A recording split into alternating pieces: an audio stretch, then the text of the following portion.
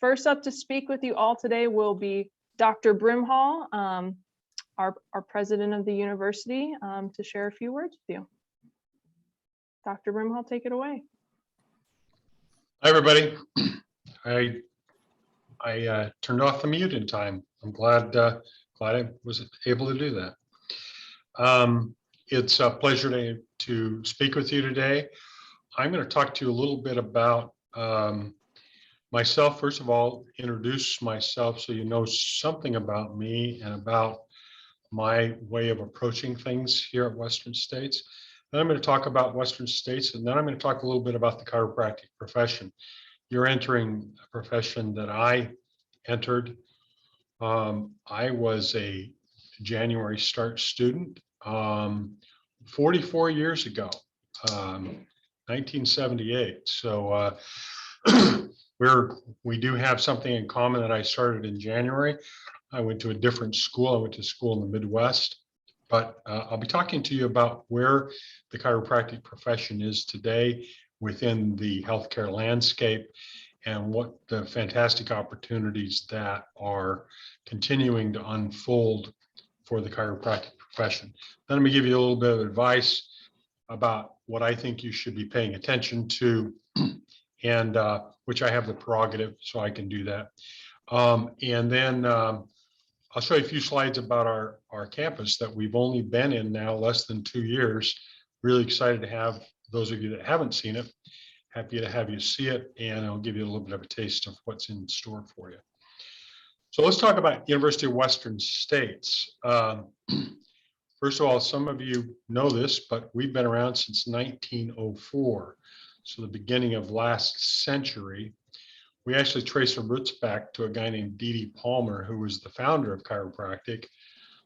Started a school in the Midwest in Davenport, Iowa, and he got a little bit unhappy with the way things were going there, so he moved to Portland and opened a second school called the Fountainhead Portland. And at that time, there were some other chiropractic schools on the West Coast in Portland, and they all banded together and started what we now call University of Western States. It's had a number of names over the years and name changes, but that's who we are. That's where we came from.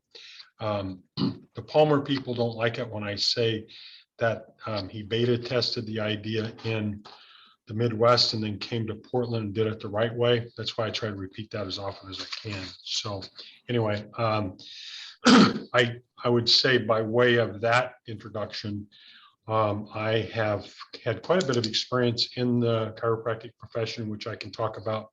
But if I were to start over in chiropractic school now, this is the institution I would go to.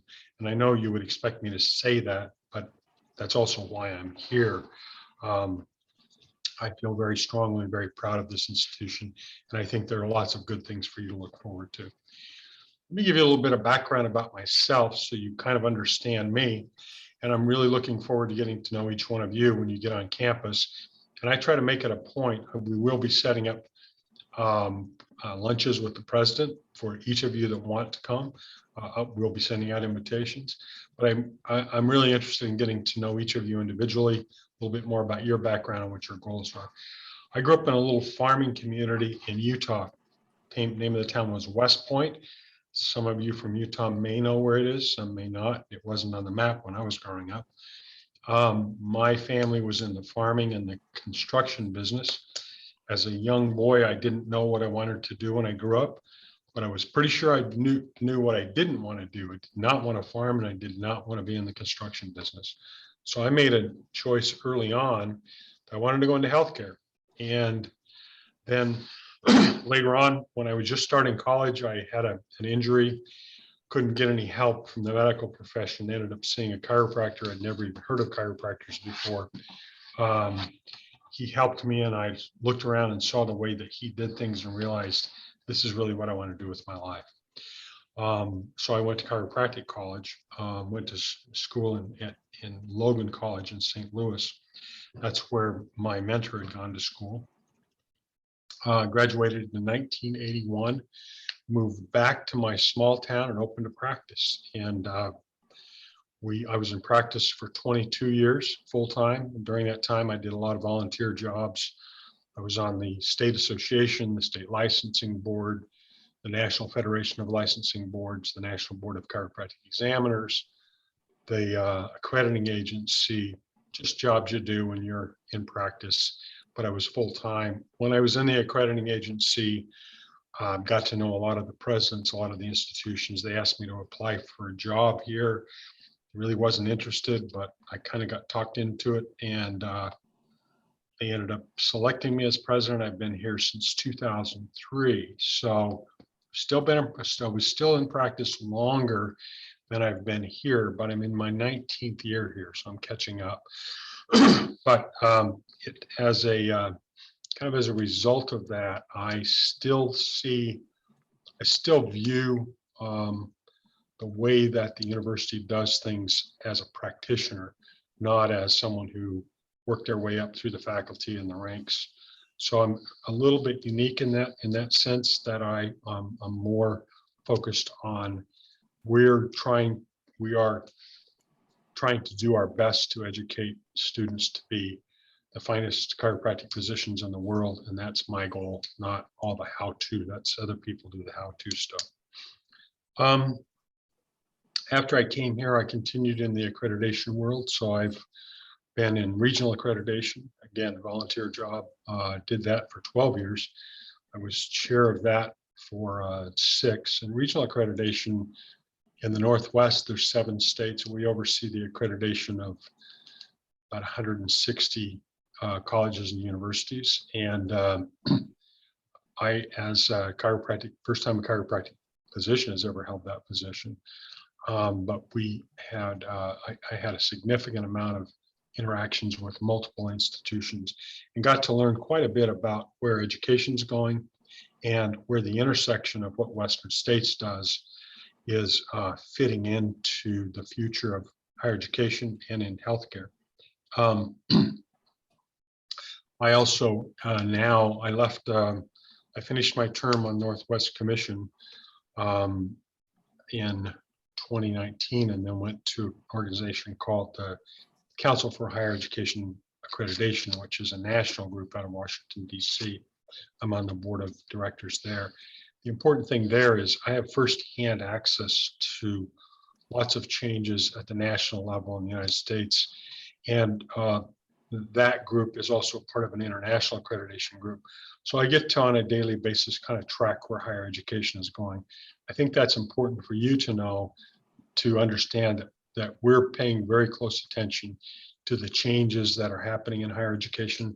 And if any of you just even casually look at the news, you'll notice that those are pretty substantial. And what we want to make sure is that we are positioning our institution to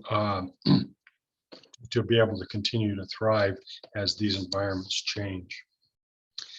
Let's talk a little bit about the healthcare environment today. That's the other enterprise, I guess, is that healthcare is changing dramatically. And if you're watching the way that healthcare is being delivered, there are some fundamental shifts that are really substantial. What's also interesting is that the COVID pandemic has accelerated some of these changes. So 2 or 3 years ago, you would have really never thought about having your regular office visits done online or talking to a healthcare provider that was maybe 5 states away or something like that. It's become quite commonplace now in the pandemic that a lot of our office visits are done online for everything that doesn't require physical presence. Chiropractic medicine, however, does require, if you're going to adjust somebody, you actually kind of have to be there. So we haven't figured out a way yet to do that virtually. Not sure it's going to happen in my lifetime, but maybe someday, that will happen. But a lot of the other stuff can be done virtually, giving people advice, dietary counseling, getting their patient history, following up on them, how are they doing. A lot of that can now be done virtually, which is very helpful for both the patient and for the doctor. Modern medicine, though, has continued to evolve in a disease management model. And that's frustrating for a lot of citizens, a lot of consumers. For example, we're talking about the COVID pandemic. You can't really log on and look at anything about COVID that doesn't tell you, make sure you get vaccinated, make sure you wear a mask, make sure you wash your hands. But that's pretty much the end of what they're telling you that you should do. You don't really see much about, make sure you're living a healthy lifestyle, make sure you're reducing your stress, make sure you're getting good diet, making sure you're getting some exercise. All those things are critically important for health. And yet as a society, our medicine tends to focus more, our practice of medicine tends to focus more on managing disease and how do you manage biomarkers or reduce your cholesterol or something than it really does on how do you optimize your health. The chiropractic profession has always been about how do you make things work better? How do you align the body and make it move better? How do you improve the functioning? So as you start your studies here, you'll notice that there will be a substantial focus on optimizing function. Yes, we have to learn how to identify disease and find out if there's pathology going on with someone.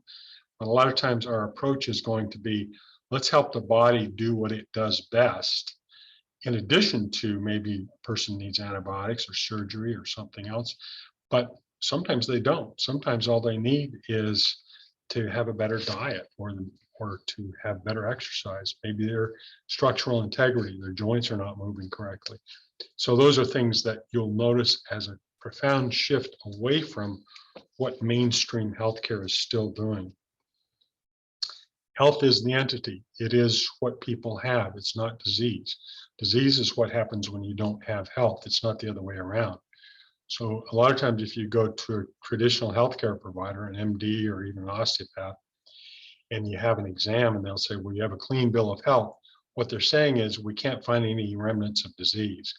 They don't really measure your function.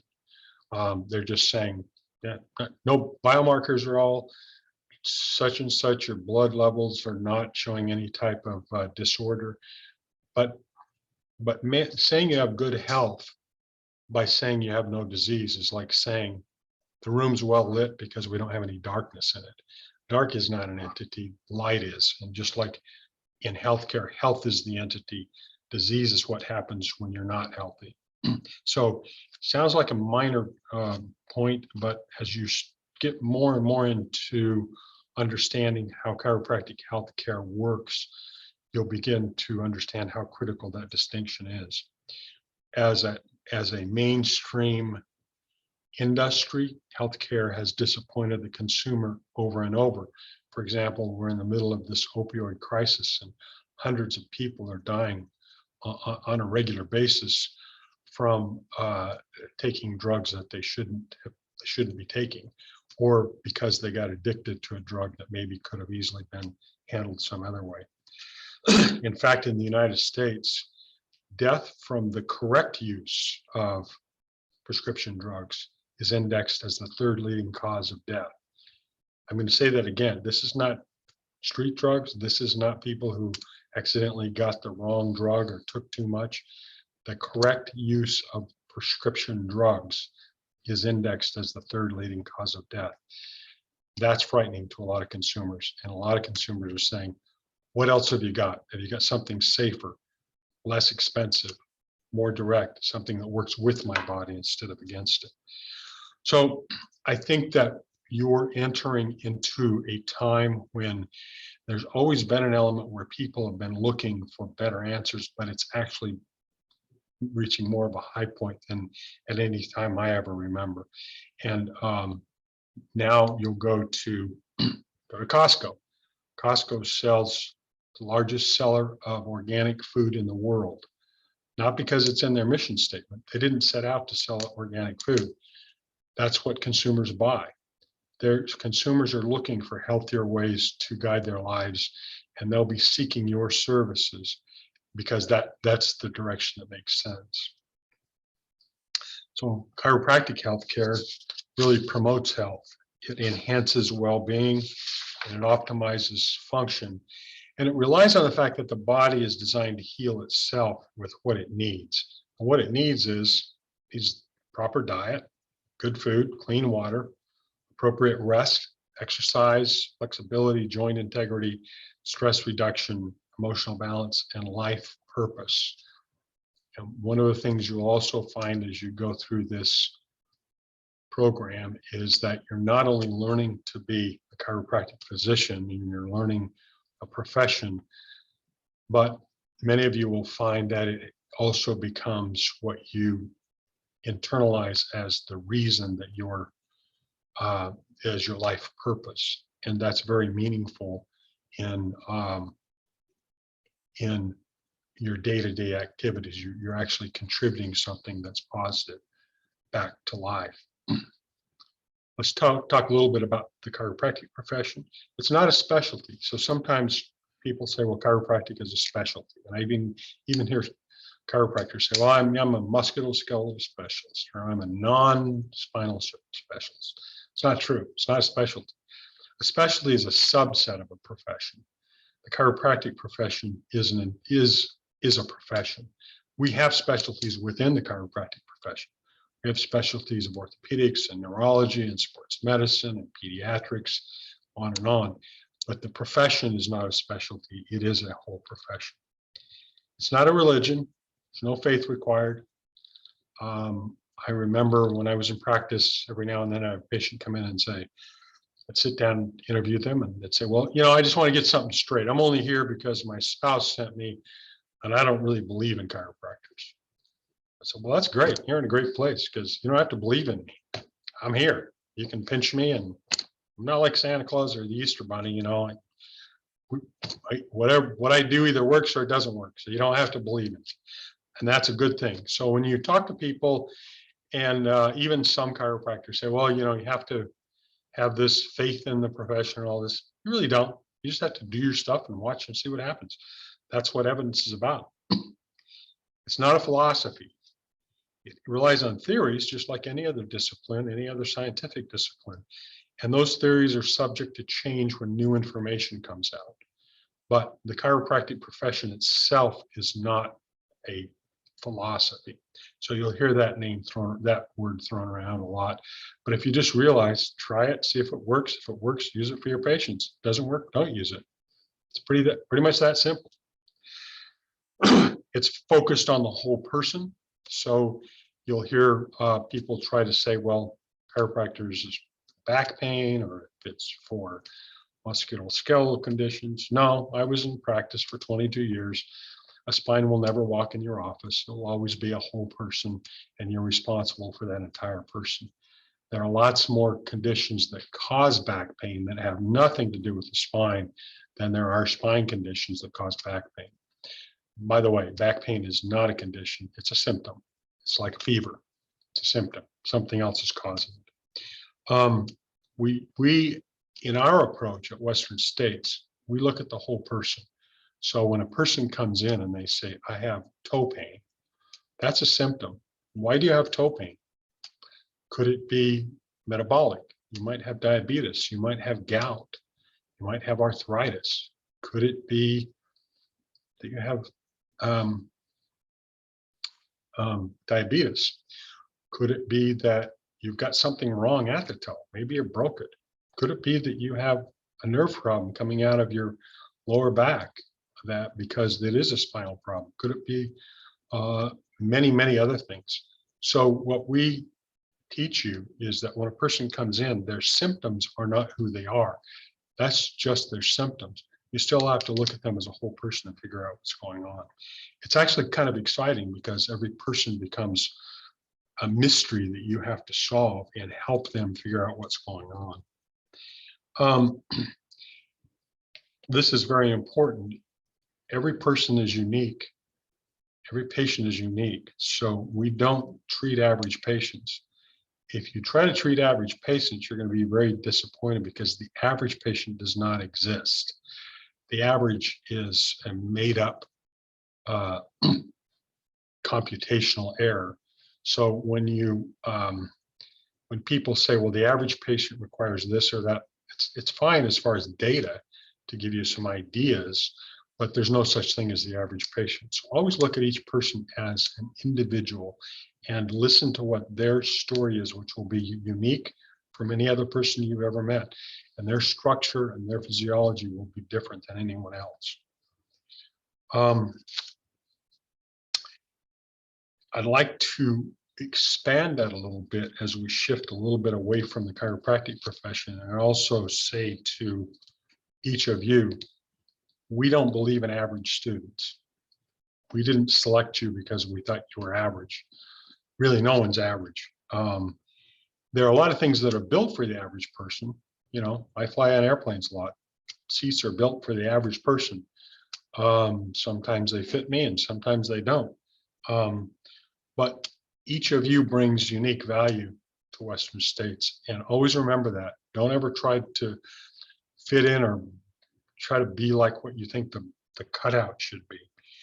Each of you will follow a distinctive path, which is unique for you, and you don't need to apologize for that. That's where your inner self tells you to go. Our job, my job, and everybody that works at Western States, our job is to help you succeed. So in order to do that, we need to hear from you. If you need something, if you need some assistance, if you have questions, if you have concerns, speak up. Talk to your instructor, talk to Rachel in Student Services. My door's open, come and talk to me. We're a small enough institution. If I see you in the hallway and you have a question, just pull me aside and say, hey, I've got a question. Can you answer this for me? There's one thing I'll tell you, I don't have all the answers, but I always know who does. So if I don't know what the answer is, I know who we can find that can tell you. If you ask me a complex question about student services, I'm going to say, I don't know, but I know Rachel does. Let's go find her. And I know where to find her. So here's some advice I'd like to share with you. While you're a student, do not put your life on hold. Still your life. So take care of yourself, take care of your relationships. I want you to stay healthy. I want you to stay happy. And I want you to get to the end of Western States and say, wow, I just put my whole life on hold while I was a student. Yes, doing the work as a student is going to be something you'll have to put attention to, but don't disregard the rest of your life. Make sure you take care of yourself. How do you do that? Pretty simple. Eat food that's good for you. Don't eat food that's not good for you. We're going to teach you a lot about kinds of food that's good and not good for you. If you have questions, ask around, but that's about as simple as it gets. Think good thoughts and avoid thoughts that aren't good, because they're just going to pull you down. So if you find yourself getting depressed or in a negative funk, find ways to get away from that. We have mindfulness courses, we have meditation, we have lots of ways to help you with that practice. But you first have to notice and then take steps. Do exercise and movements that are good for you. Keep your flexibility up, keep your stamina up. Don't try to do things that aren't good for you. A lot of people come in with injuries because they try to do things they shouldn't be doing. It's job security for chiropractic physicians, but it's not a smart thing for your health. So avoid those things. What to look forward to? Some things are coming up. We have finally, we've got our fingers crossed. We're hoping that this pandemic restrictions lift so that we can have our open house event in April. We've rescheduled it twice. We may end up rescheduling again, but right now it's scheduled for April in 2022. So look forward to having people from across the country come and visit our campus, all the local dignitaries. We're inviting, if you have friends and family that you'd like to invite, we're expecting that to be a fun event. Our new clinic here, our new chief medical officer in the clinic is Dr. Bill Moreau. I look forward to you meeting him. He was the chief medical officer for the United States Olympic Committee. He worked for the Olympics for 10 years. Now he's at Western States. I told him I'm glad he had all that training so he would be qualified to work with us. So I think you'll be very pleased to meet him and to see the things we're doing there. As I mentioned earlier, we'll be setting up lunch with the president. I invite each one of you to come and sit down. No agenda, just talk, small groups, kind of talk about what's happening in healthcare and education, and get to know each of you a little better. We do have elective mindfulness training. There's no charge. We'll be getting that up and going in the next few quarters. We've had to kind of put it on hold in the way we used to do it, but we'll be reinstituting that, and you'll be getting more information from the deans and your instructors on signing up for that. If you're interested, you're welcome to do it. There's no extra cost for that.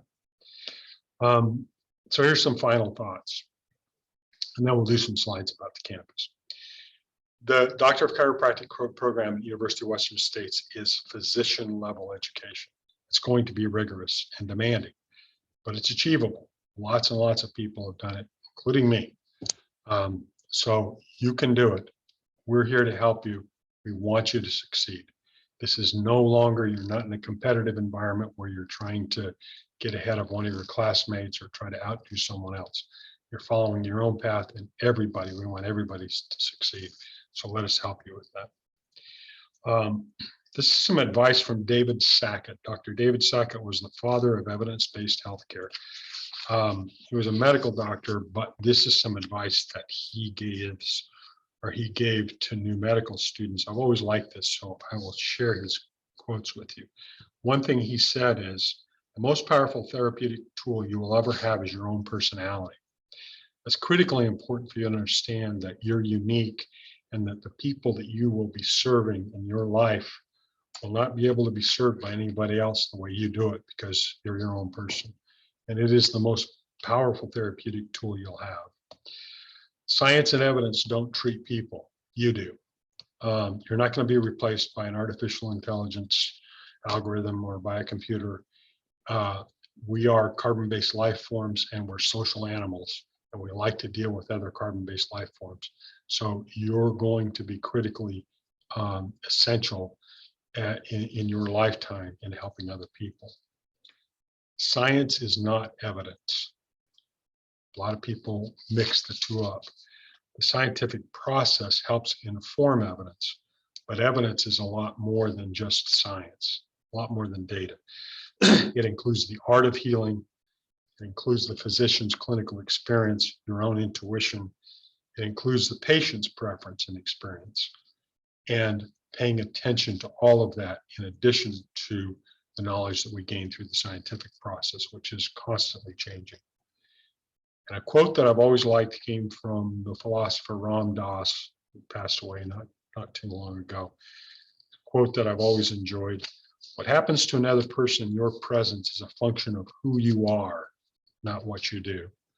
So as you grow through this program and develop your own personal approaches to healthcare and to interacting with other people, you'll be even more effective healthcare provider. So Rachel, I'd like to go through the slides and show all of you a little bit about the new campus, and then I'm going to yield my time. So this is an aerial view of our new campus. It's all in one building. It's on that busy thoroughfare called 82nd, it's right out in front. We've got a little fountain that runs there. The entire campus is fenced. It's secure. It has cameras at all angles, so it's a very safe space. The entrance to the parking lot is on both the north and the south ends. We have surface parking, as you can see here, and the entire building, there's a parking structure below it. So we have both above ground and underground parking. Next, talk a little bit about Western States. We've had over 10 campuses, at least 10 campuses since 1904. The last campus we acquired in 1973. We did an assessment and decided that it wasn't really meeting our needs anymore, that we'd outgrown it. And in 2018, we sold the campus to Linfield College of Nursing. They now occupy that campus. We leased back the campus for a year while we were getting ready to move to this campus, a little over a year, about 18 months. And then we moved to this campus. So next slide. This is a picture of our current campus. No, I'm just kidding. This is a picture of our campus at the beginning of last century. A couple of things are really interesting about this is that you can see that there's a horse-drawn ice cart out front. So this is during the time when we're still delivering ice and still being drawn by horses. If you look at the building, it looks like we owned the building, and at that time we were called Pacific College of Chiropractic. So changed the name, as I said earlier, a few times. Look right next to that, it says Reed. Oh, maybe it says Feed. I'm not sure what that says. I always tried to figure that out. But if you go in the middle window there, you'll see that the Oregon School of Law was also in our building. And now I believe that that is Oregon Law School. I think that's now at now part of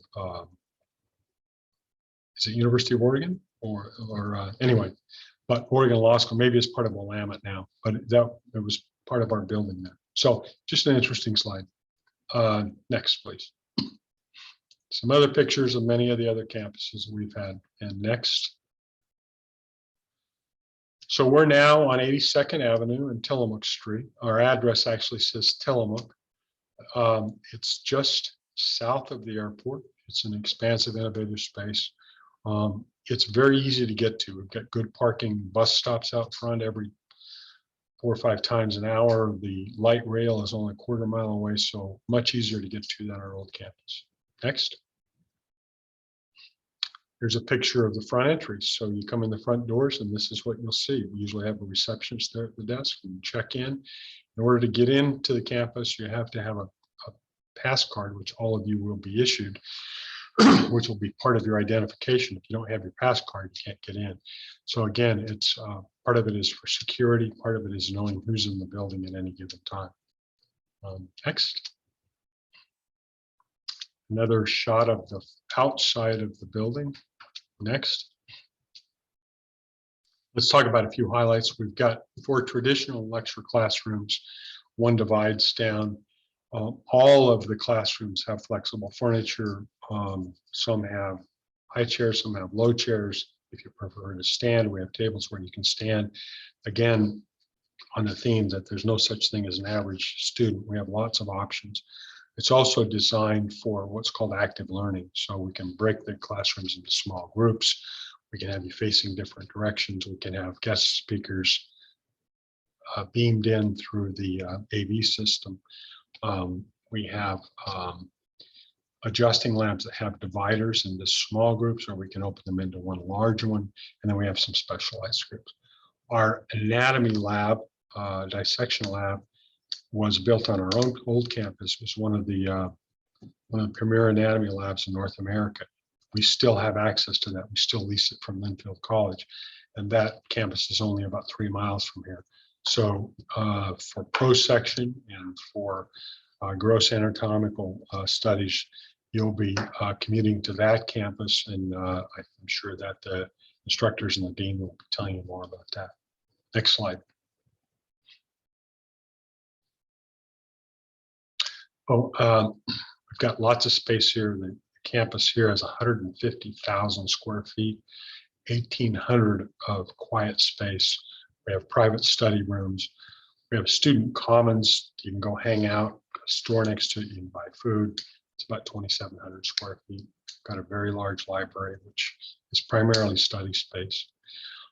We have a beautiful fitness area with locker rooms and showers. And we have a state-of-the-art clinic and also a student assessment center. Next slide. Here's some pictures. The one on the top left is the library. Lots of open light and windows. Actually, this entire slide is of the library. One of the few libraries you'll go into where you can check out a spine or a bag of bones if you want to. Not as many books as we used to have because most of the information now is available online. And then we have small places, small tables so people can sit and study together as well. Next slide. Another picture of the front, and we have lots of skylights in the building, so there's lots of natural light. Next. And this is a shot from upstairs, looking into the quiet study space. We're facing west this way, and the lower slide is actually inside that quiet space And there's a big bay window that looks out over the community there. Next.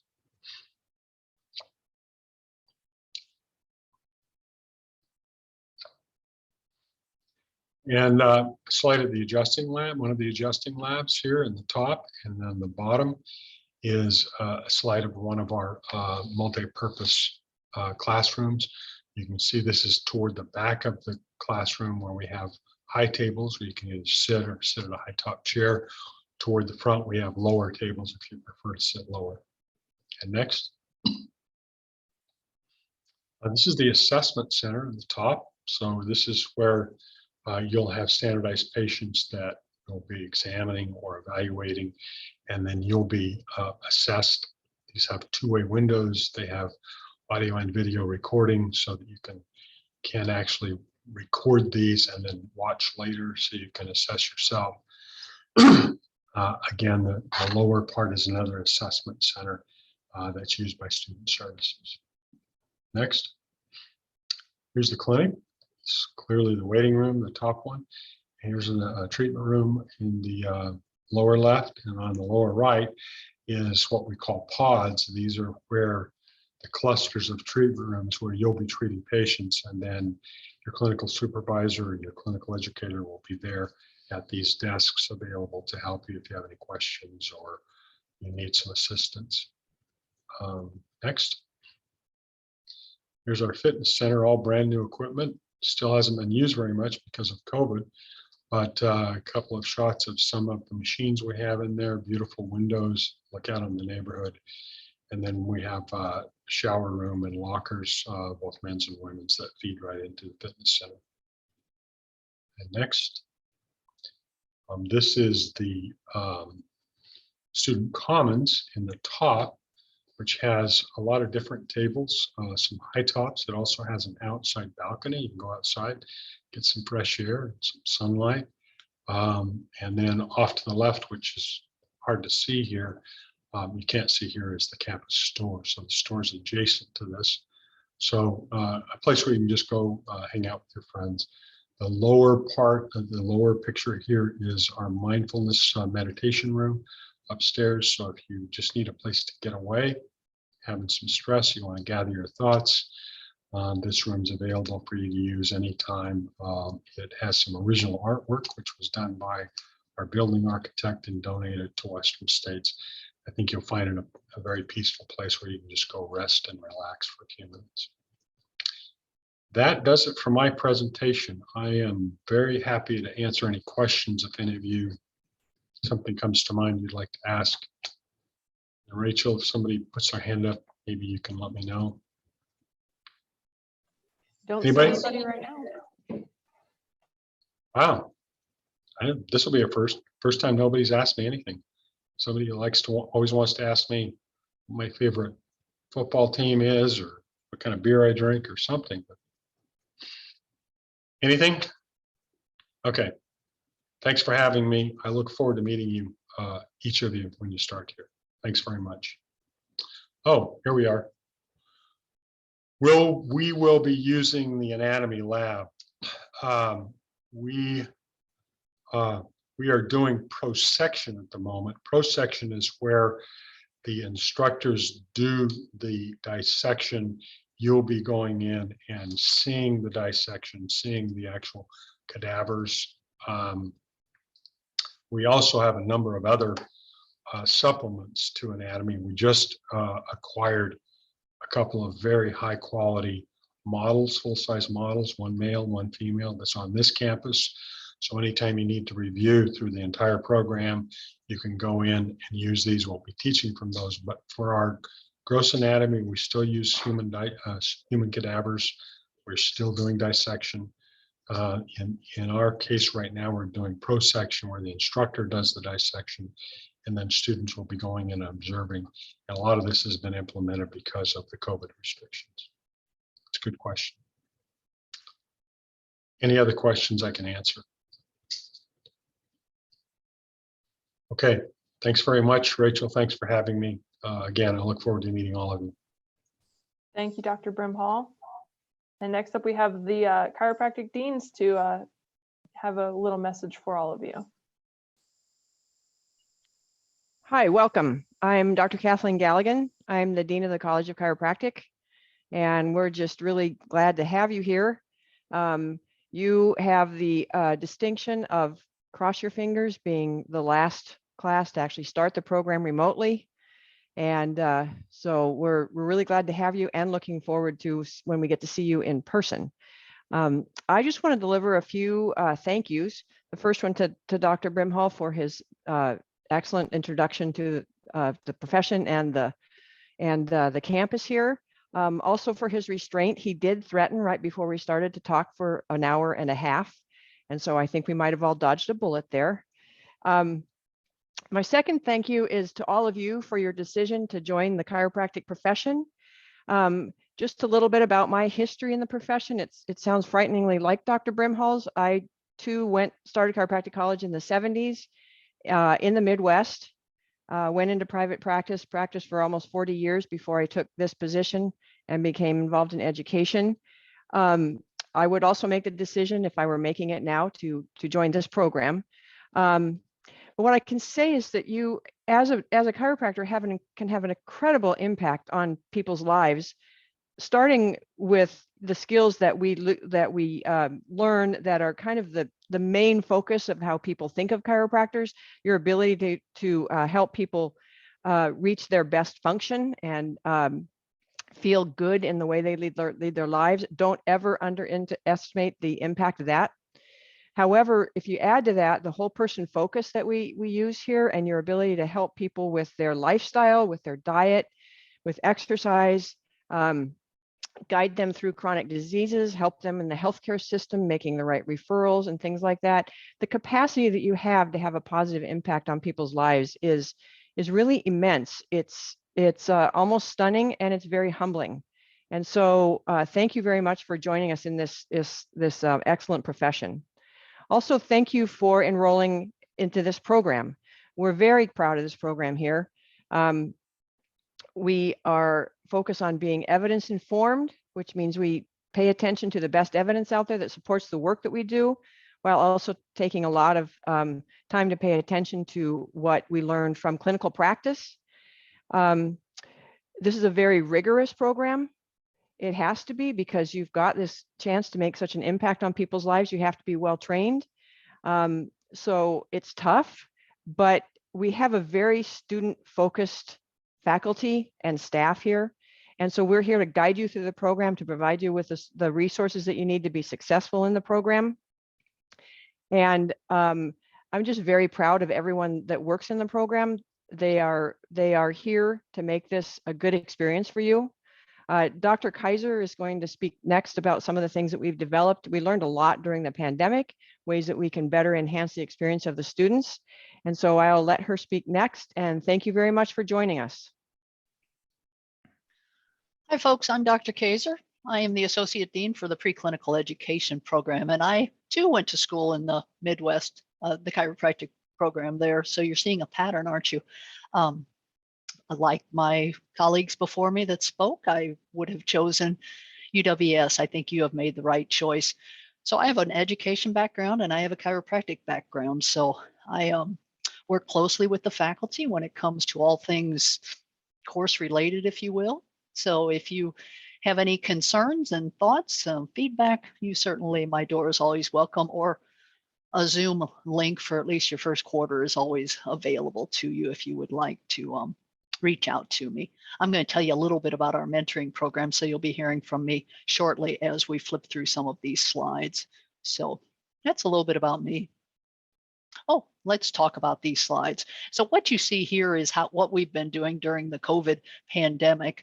What you're seeing is our large technique classroom here, and we've had our students in there for quite a while. So the first quarter, everything was remote, as most of the educational programs around the country and internationally, they all went remote. So we did too, but then we came back on campus with our hands-on clinical labs, or the labs that would get you ready for clinical practice. So you can see we had folks distanced and masked, and we had the faculty using the cameras, and we kept a very safe environment.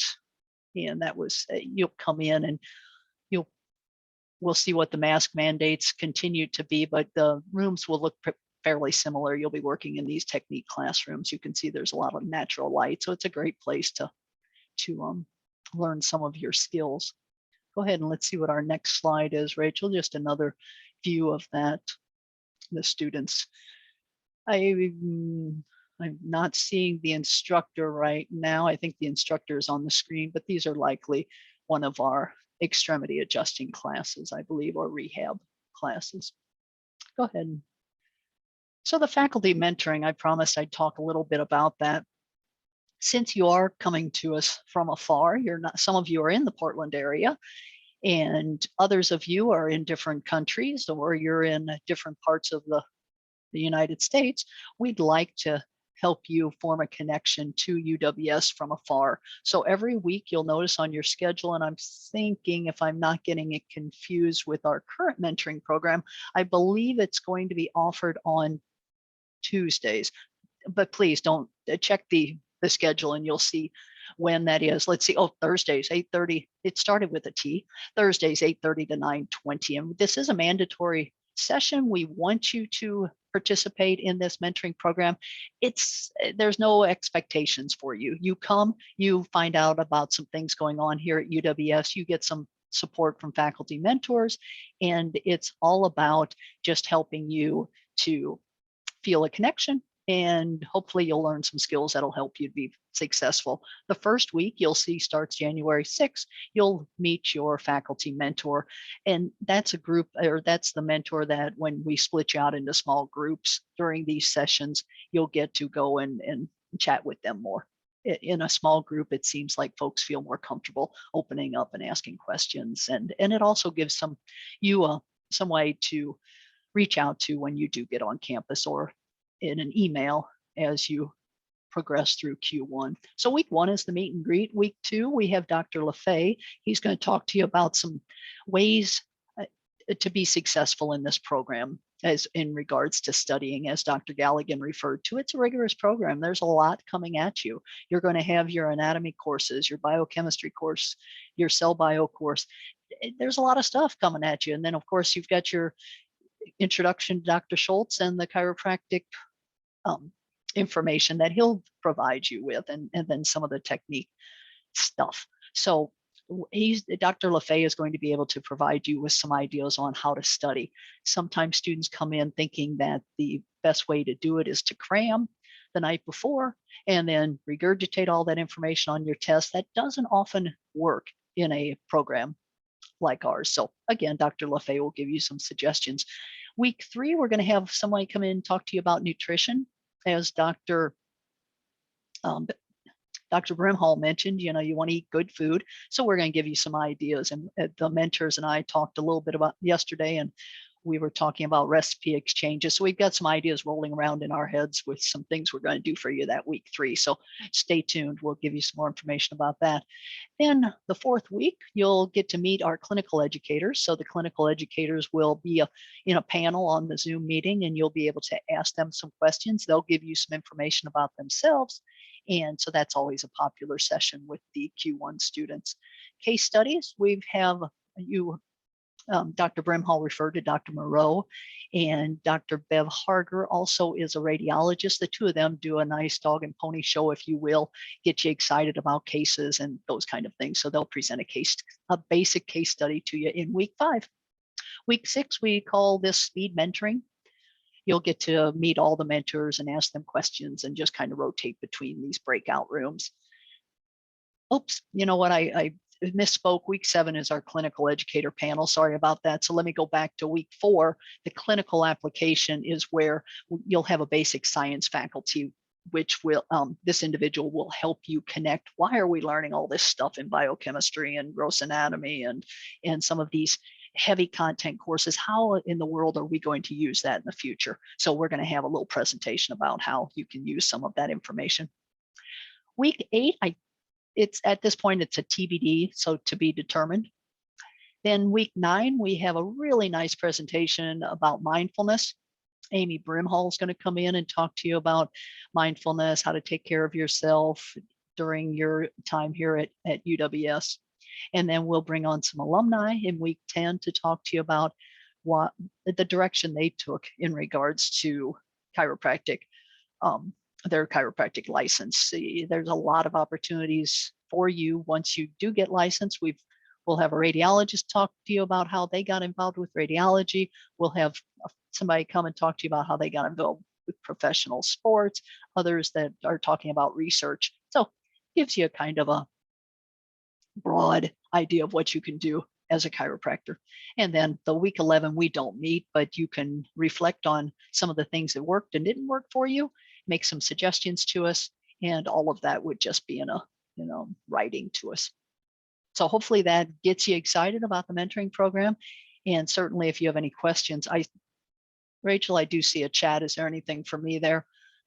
No. Okay. So that's all I have, I think, unless Rachel surprises me with another slide, and she did not. So welcome, folks. I look forward to seeing you in the spring, but the winter, I look forward to seeing you on Zoom. Take care. I can introduce myself, so we'll just move right on. Welcome, everyone. My name is Dr. Dana Sims. I'm the provost at the university, and I'm going to speak to you briefly about our core values. UWS has adopted 6 core values, and we work to implement these core values in everything we do on our campus, in every office. And this includes you.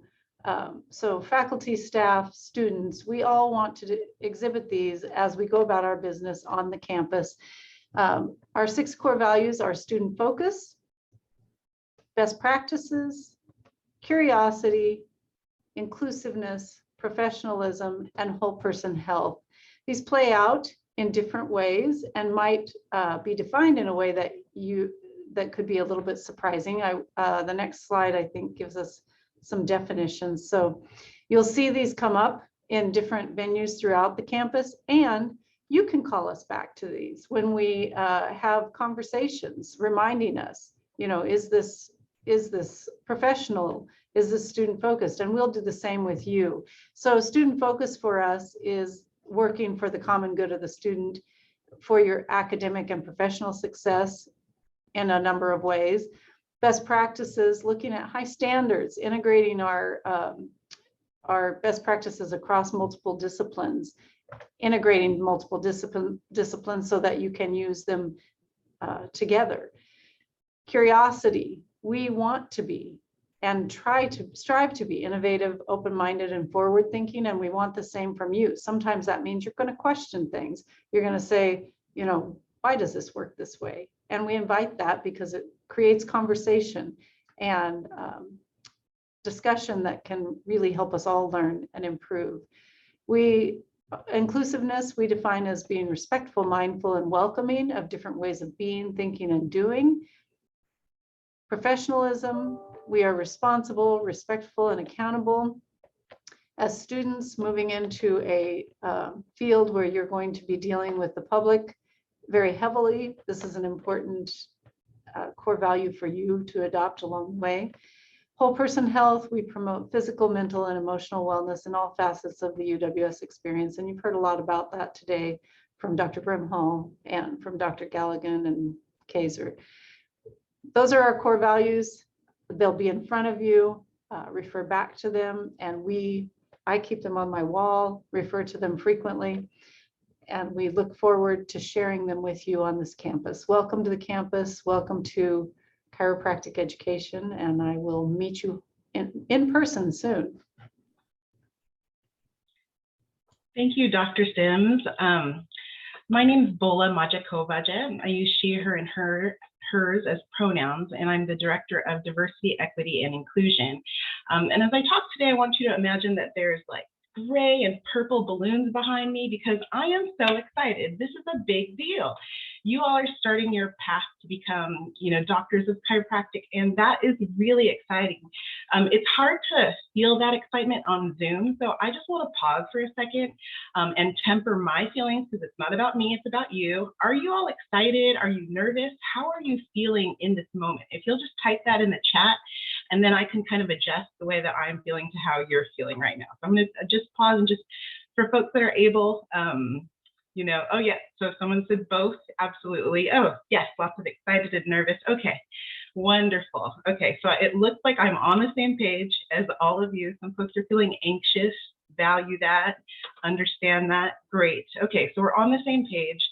Again, my name's Bola, and I'm just going to talk to you a little bit today about diversity, equity, inclusion, and why that is so important, both in terms of your education at UWS, but also as a future chiropractor and healthcare provider. If we go to the next slide, some of those whys include really our wanting for you to be able to learn and grow as a professional in a place that affirms who you are, your background, the way you exist in the world, your social identities and your experiences. And I think that every student really deserves that, and we want you to feel that sense of belonging and inclusion, that sense that you are seen on our campus. The second piece that I wanted to talk about is just we want you to be able to, come out of University of Western States in your experience here on the way to your journey of becoming a culturally responsive healthcare provider. So what is culturally responsive care? It's an acknowledgement that we are all on this journey towards cultural competency and a commitment to that journey. It's about being able to treat the patient or the client in front of you as an individual, while also acknowledging that health inequity exists in our society, and understanding some of those systems that perpetuate inequality. And then third, just that opportunity and commitment to reflect on each of our own cultures, the biases that we all bring to the jobs that we do.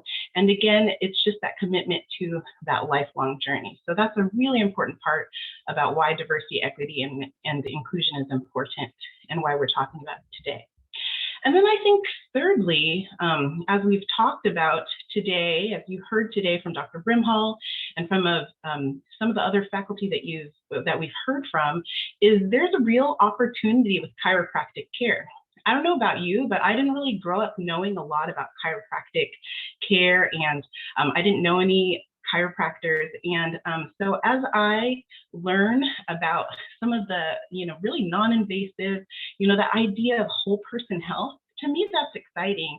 And I think chiropractic has something to offer communities, especially communities who have been underserved, who have been historically excluded from this type of care. And I will say that, I've been in higher education for over 13 years, and I've met a lot of students. And when I hear the stories of students in our chiropractic program at UWS, it's really inspiring in terms of why they want to become chiropractors.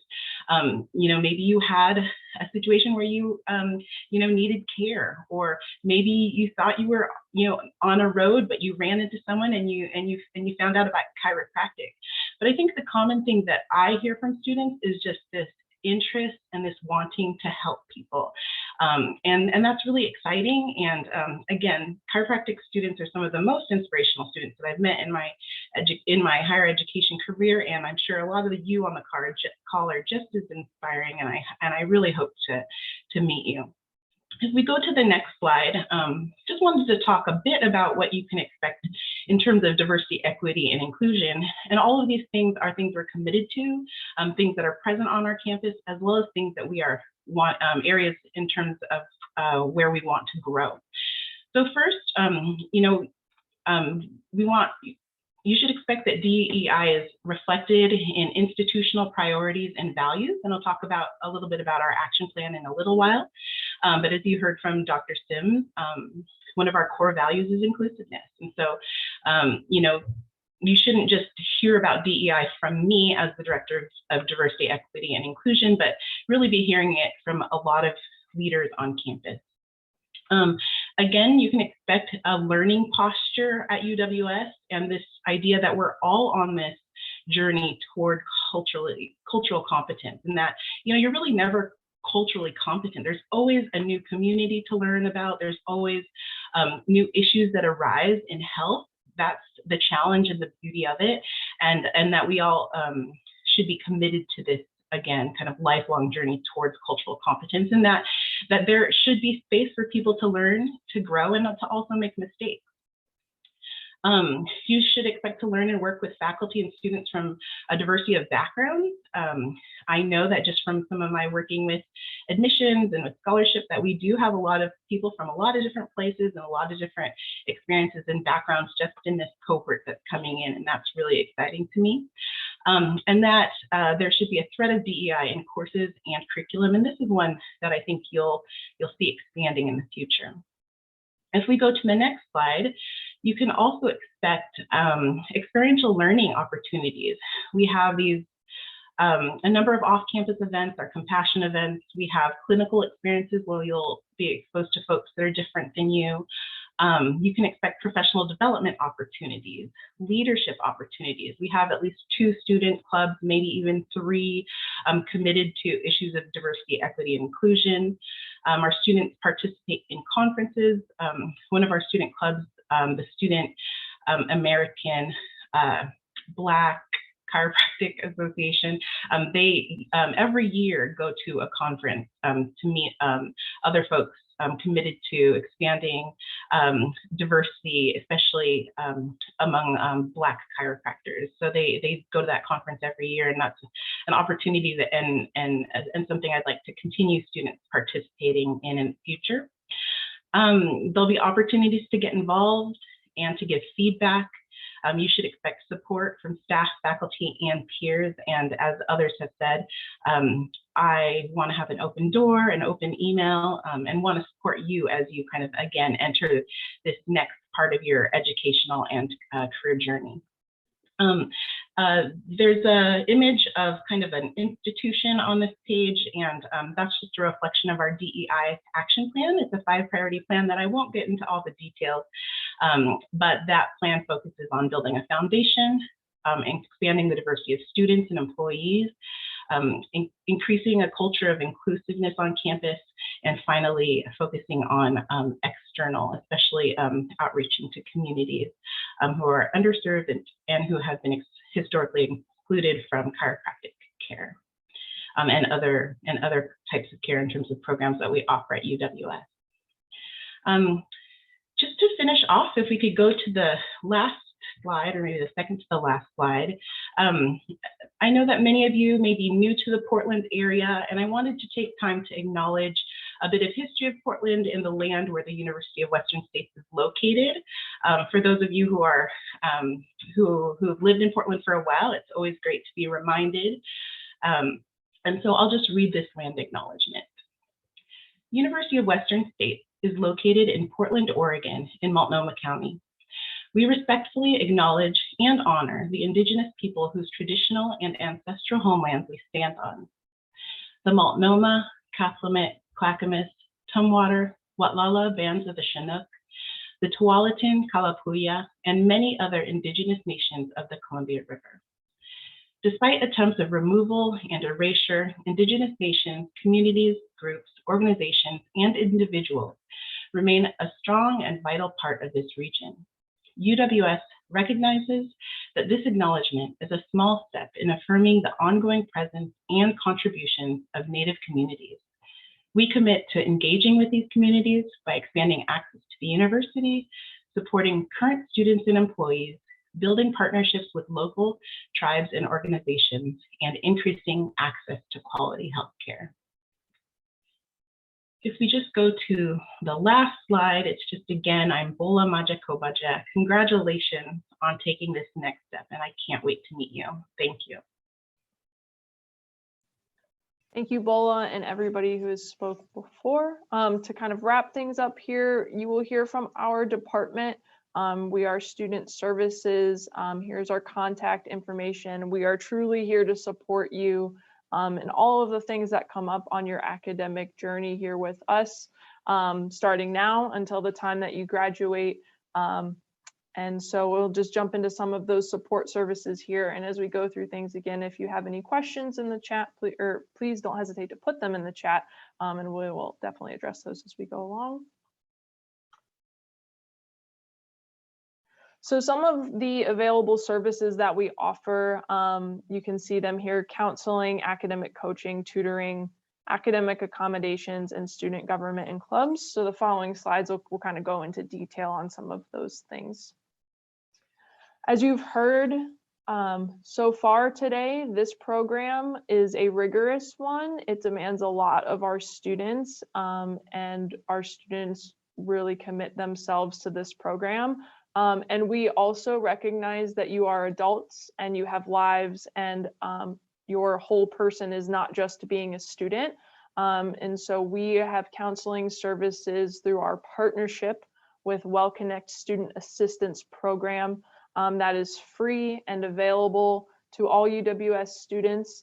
You will be able to start accessing that right away once you begin in January. And WellConnect has their primary thing that our students access through them is counseling, but they also offer referrals or support services for you. So short-term counseling, including in-person where available, given COVID restrictions, phone, video, and text online counseling as well. They work to connect you with a counseling provider in your area that meets the needs that you are looking for.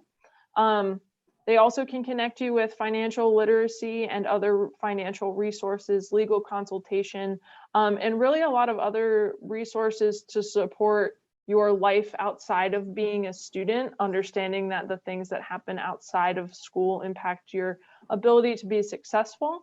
So there is more information here at this web address for you.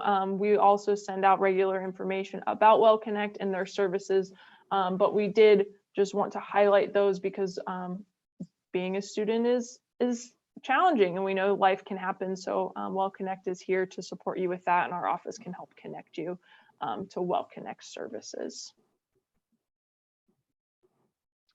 Next, I'll turn over to my colleague James to talk a little bit about academic coaching. Hi, everyone. My name is James Albrecht, and I'm one of the student services coordinators in our office.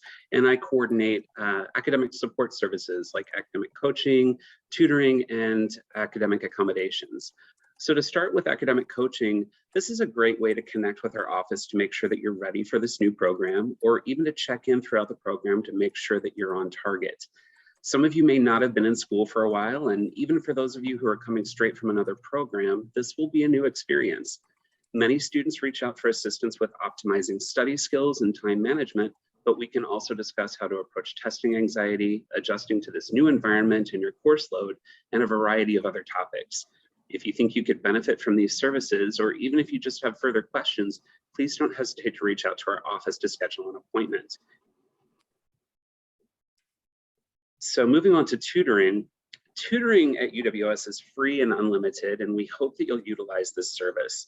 Peer tutoring appointments are available for up to 4 students per session and are only available virtually for Q1 students since you are not here on campus. The tutoring calendar goes live at the beginning of week 2, so don't be concerned if you are not seeing the schedule right now. You'll not be able to schedule tutoring if you are not registered, so I strongly encourage all of you to visit the website listed on the slide to register for a tutoring account as soon as possible. We cover a wide variety of subjects, and we try to have ample tutors available for Q1 courses. If you're not seeing a course in which you need tutoring, please reach out to student services to let us know. One way to maximize group tutoring is to form a small study group and meet together in a group tutoring session. Not only will you be meeting as a study group, but you'll have a tutor there who can help you with any concepts you might be stuck on. Writing tutoring is also available if you need assistance with a written assignment. And to schedule writing tutoring, please reach out to our writing tutor, Story Long, at slong@uws.edu. And you will not find this service listed on WC Online. Again, if you have any questions about that, please feel free to reach out to our office. And then moving on to academic accommodations. Academic accommodations are legally mandated modifications, adjustment, auxiliary aid services that give a student with a disability an equal opportunity to benefit from the educational process. They address barriers to learning and level the playing field. Academic accommodations provide access but not advantage. To qualify for academic accommodations, you need to provide documentation from a licensed healthcare provider that clearly states your diagnosis and the level to which you're impaired by it. The documentation should also provide recommendations for how to remove these barriers to your learning, such as modifications to the testing environment, specific aids that could help you in class or in the testing environment, or specific assistive technology they recommend you use. Any documentation received from your healthcare provider is protected by both HIPAA and FERPA, and it's completely confidential. Instructors will only be made aware of your accommodations and are not given justification for them or information about your diagnosis. If you aren't sure if you qualify for academic accommodations, or if you'd just like to know more about academic accommodations and how they work, please reach out to schedule a time to talk, and I'd be happy to meet with you.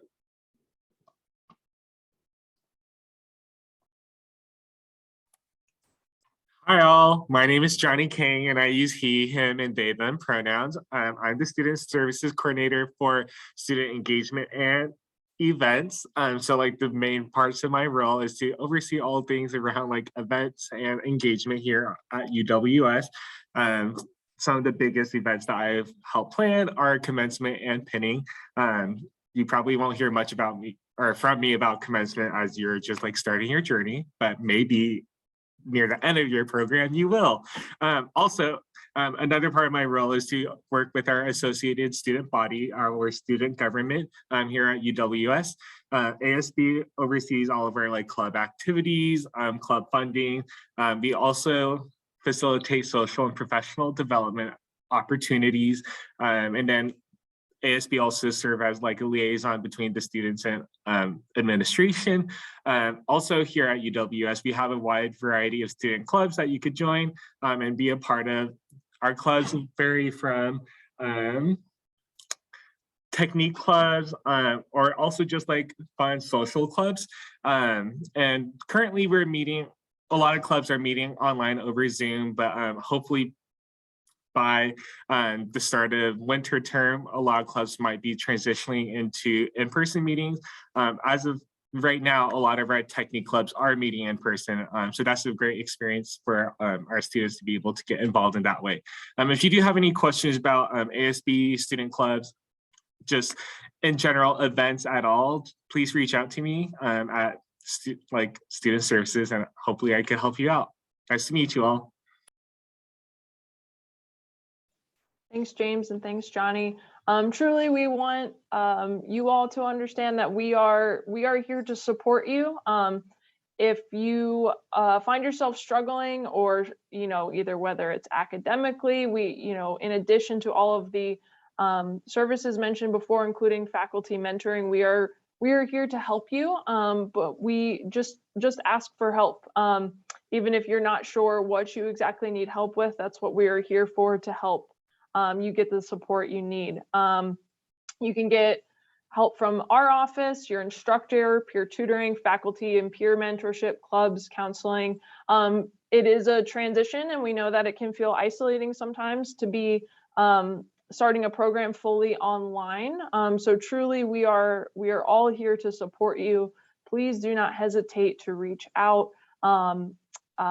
Even if you just want to learn more, if you don't think that you need anything right now, it's better to have that information ahead of time and not need it than need it and not know where to get it. But truly, we are all here to support you. We are very excited to have you join us. That is all we have for our current presentation here. We are very excited to have you begin with us in January. If you have any questions, please feel free to put them in the chat, to email studentservices@uws.edu. We will make this recording available to all of you after this as well.